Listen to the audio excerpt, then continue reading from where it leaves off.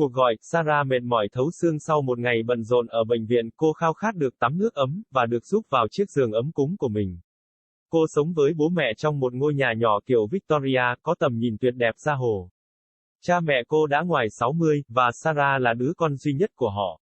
Giống như mọi ngày cha mẹ cô đã chờ đợi cô. Dù cảm thấy mệt mỏi, cô ấy đã cố gắng ngồi với bố mẹ và trò chuyện với họ trước khi đi ngủ. Cha cô bị ho nhẹ và nhiệt miệng nên cô đã cho ông uống một viên paracetamol để hạ sốt. Nửa đêm, giấc ngủ say của cô bị quấy rầy bởi tiếng gõ cửa, đó là mẹ cô. Sarah, làm ơn thức dậy, cơn ho của bố đã trở nên tồi tệ hơn, và ông ấy đang thở hổn hển, mẹ cô ấy có vẻ lo lắng. Cô lao vào để kiểm tra cha mình. Anh ấy thực sự trông ốm và thở gấp, cơ thể nóng bừng vì sốt. Chúng ta cần nhập viện cho anh ấy ngay lập tức, mẹ cô dìu cha vào xe và lái nhanh hết mức có thể, đối với cô điều đó không có ý nghĩa gì, một trường hợp cảm cúm đơn giản cũng có thể khiến cha cô ốm nặng như vậy. Tình trạng của anh ấy đã trở nên tồi tệ hơn sau khi họ đến bệnh viện, bác sĩ nội trú đã khám cho anh ấy và ngay lập tức đưa anh ấy vào ICU. Họ móc anh ta vào một chiếc máy thở, giúp giảm bớt hơi thở của anh ta ở một mức độ nào đó, một miếng gạc mũi đã được lấy và gửi đi xét nghiệm. Cách đây vài ngày, Sarah đã nghe nói về một loại virus COVID-19, có nguồn gốc từ Trung Quốc và đã đi khắp thế giới khiến mọi người bị ốm nặng. Virus tấn công phổi và gây khó thở, cuối cùng dẫn đến tử vong. Cô cầu nguyện rằng cha cô không có kết quả dương tính.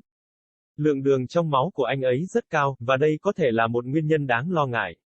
Trong vòng vài giờ sau đó, kết quả được đưa ra, bố cô ấy dương tính với COVID. Lúc này Sarah đã rất lo lắng. Cô hy vọng mẹ mình cũng không bị nhiễm vì loại virus đặc biệt này rất dễ lây lan. Cô đến kiểm tra bố cô nhưng ông đã ngủ say, cô biết mẹ cô sẽ bị ốm vì lo lắng nên cô bỏ về nhà. Cô trở về nhà thì đã gần sáng. Cô tắm rửa sạch sẽ và quay lại bệnh viện, hứa với mẹ cô sẽ gọi điện nếu tình trạng của ba cô có gì thay đổi. Cô vào ICU, bố cô đang nằm bình tĩnh trên giường, thở bằng máy thở.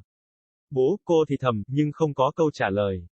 Cô nhẹ nhàng lay anh nhưng anh không đáp lại. Y tá bước vào và nói với cô rằng cha cô đã hôn mê vài giờ trước và không đáp ứng với việc điều trị. Sarah đã bị sốc, tình trạng của cha cô đã xấu đi nhanh chóng và ngày càng trở nên tồi tệ hơn. ICU đã quá đông bệnh nhân, trong vòng vài giờ, họ có thêm 50 trường hợp mới, và nhiều trường hợp khác đang đến. Cô gọi cho mẹ để thông báo về tình trạng của bố cô. Sarah, làm thế nào mà một cơn cúm bình thường lại có thể trở nên nguy hiểm như vậy? Mẹ cô khóc, con không biết mẹ à.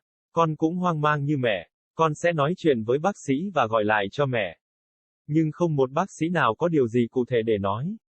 Tin tức tràn lan từ khắp nơi trên thế giới về những người chết vì căn bệnh này và không có thuốc hoặc cách chữa trị nó, phương pháp điều trị và các loại thuốc được sử dụng đang trên cơ sở thử nghiệm. Ngày hôm sau, khắp nơi đều xôn xao tin tức về một trận đại dịch đã cướp đi sinh mạng của cả thế giới. Tất cả mọi người đều rất sợ hãi. Sarah phải đi làm nhiệm vụ của mình, vì có nhiều người đang nhập viện, và mọi chuyện thật lộn xộn. Các phường trật ních bệnh nhân, thiếu giường, máy thở. Bệnh nhân đã được gửi đi vì bệnh viện không thể đáp ứng thêm. Chiều hôm sau, Sarah đang trong vòng thi của mình thì cô nhận được cuộc gọi từ ICU rằng cha cô đã trút hơi thở cuối cùng. Cô ấy đã bay xuống ICU. Họ đã đưa thi thể anh ra khỏi giường, và một bệnh nhân khác đã thay thế anh. Thi thể của cha cô được bọc trong một túi ni lông và họ không chịu giao thi thể cho cô. Mọi người đang chết dần theo giờ. Thi thể chồng chất lên nhau. Bệnh viện từ chối bàn giao thi thể cho người nhà. Họ đã chỉ định một số phụ tá để xử lý thi thể, vì họ muốn ngăn chặn sự lây lan thêm của dịch bệnh. Cô biết mẹ cô sẽ rất đau khổ khi nghe tin này và cô cũng vậy, bố cô là trụ cột của gia đình họ, nhưng cô không thể làm gì được. Ngày hôm sau Sarah quay lại bệnh viện để làm những gì cô ấy phải làm, lúc này không có thời gian nghỉ ngơi, hàng chục người chết hàng ngày, nhân viên phải có mặt mọi lúc.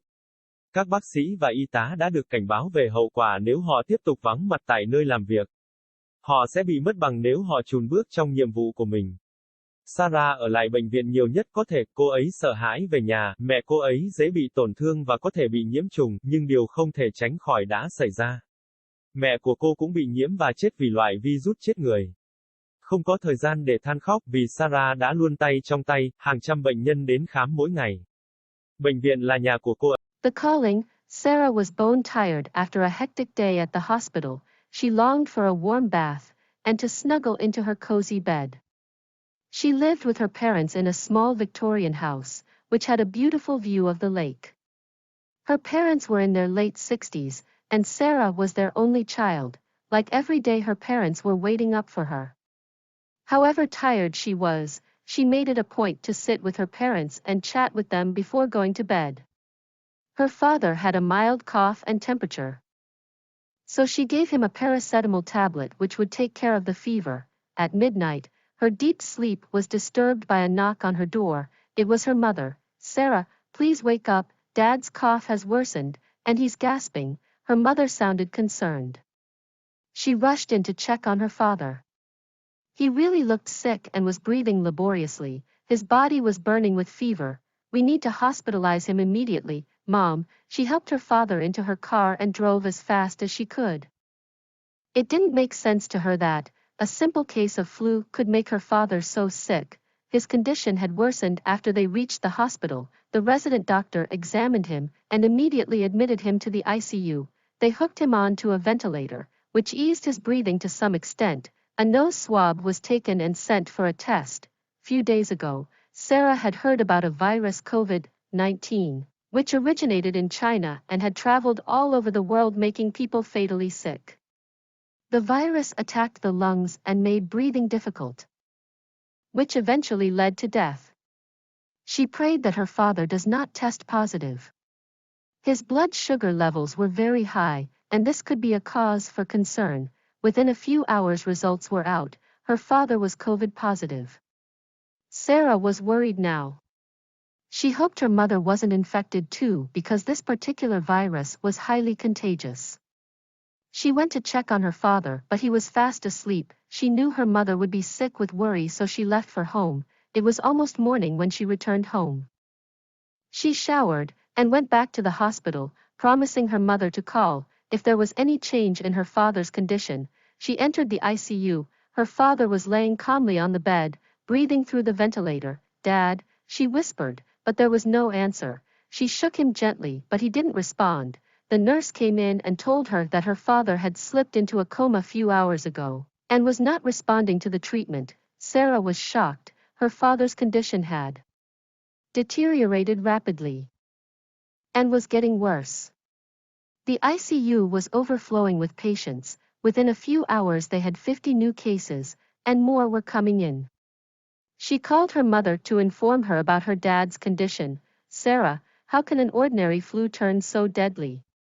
asked her mother, crying. "I don't know, Mom, I'm as puzzled as you. I will speak to the doctor and call you back." But none of the doctors had anything concrete to say. News was trickling in from all over the world of people dying of the disease, and there was no medicine or cure for it. The treatment and the medicines used were on an experimental basis. Next day the news was flashed all over that a pandemic had taken the world by storm. Everyone was very scared. Sarah had to go about her duty, as many more people were being admitted to the hospital, and it was mayhem. The wards were overflowing with patients, and there was a shortage of beds and ventilators. Patients were being sent away as the hospital couldn't accommodate more. Next afternoon, Sarah was on her rounds when she got a call from the ICU that her father had breathed his last. She went flying down to the ICU. They had already removed his body from the bed, and another patient had taken his place. Her father's body was wrapped in a plastic bag, and they refused to hand over the body to her. People were dying by the hour. Bodies were piling up. The hospital refused to hand over the bodies to family members. They had appointed few aides to dispose off bodies, as they wanted to stop further spread of the disease. She knew her mother would be devastated on hearing the news, and so was she. Her father was the pillar of their family, but there was nothing she could do about it. Next day Sarah was back to the hospital doing what she had to do. There was no respite now. People were dying by the dozens daily. The staff had to be present all times. The doctors and nurses were warned of the consequences if they chose to remain absent from work. They would lose their license if they faltered in their duty. Sarah stayed back in the hospital as much as she could. She was scared of going home. Her mother was vulnerable and could get infected, but the inevitable happened. Her mother too got infected and died of the deadly virus. There was no time for mourning, as Sarah had her hands full. Hundreds of patients were coming in every day. The hospital was her home.